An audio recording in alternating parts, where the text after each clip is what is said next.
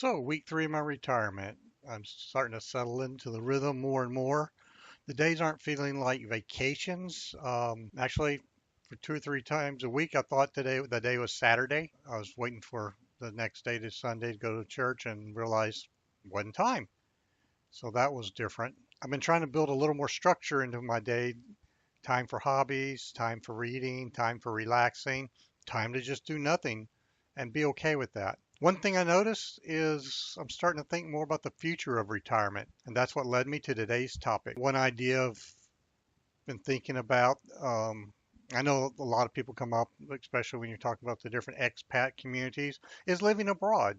The cost savings for that, seeing new locations, all that fun stuff, whether it be in Thailand, Philippines, South Korea. There's all sorts of South America. There's all sorts of places.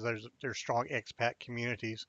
One of the biggest savings is one, the cost of living is a lot cheaper. The cost of services, personal services, are really inexpensive. Overseas is a lot less. You can live like a king for $5,000 a month, $2,000 a month. Um, People are making do quite well over there with that amount of money.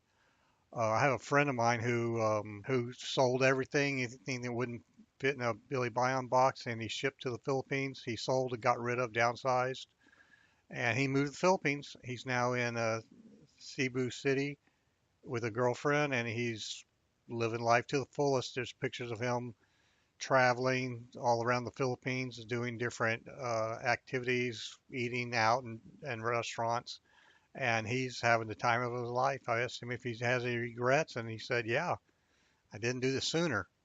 He had already been retired and he kind of struggling finding a place to live and finding a cheap, inexpensive living around here, which is crazy nowadays. And he's just having a blast. He's having the time of his life there.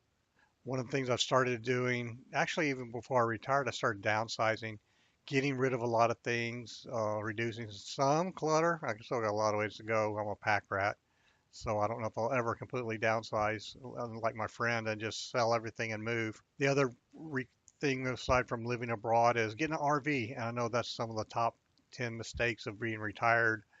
Is a huge expense, but just opportunity to go out and see the world, even if it's starting locally and then going on bigger trips. That's something I know my wife is very interested in doing. And if we got traveling, might as well travel in comfort. I'm not talking about a big 40-foot one, but a smaller one might be nice to have just for the traveling and convenience that offers. I'm also keeping my ideas open for other opportunities, chance to do volunteer work, chance to do some side projects, some of the hobbies I've been wanting to, learning new hobbies like this. Um, that's always something new and exciting to try. So this week was a week of dreaming and planning. I want to hear from you. What's going on with your life and your retirement journey? Have you thought about living overseas in your retirement? What's on your bucket list? What do you have planned? Please drop a comment below. I'd like to learn from y'all as well as y'all hearing from me. If you've enjoyed this video, give it a thumbs up. Subscribe to the channel, like the video, and if you want, hit the notification bell so you'll get a weekly update. Thanks for spending some time with me today. It's a kind of a short video.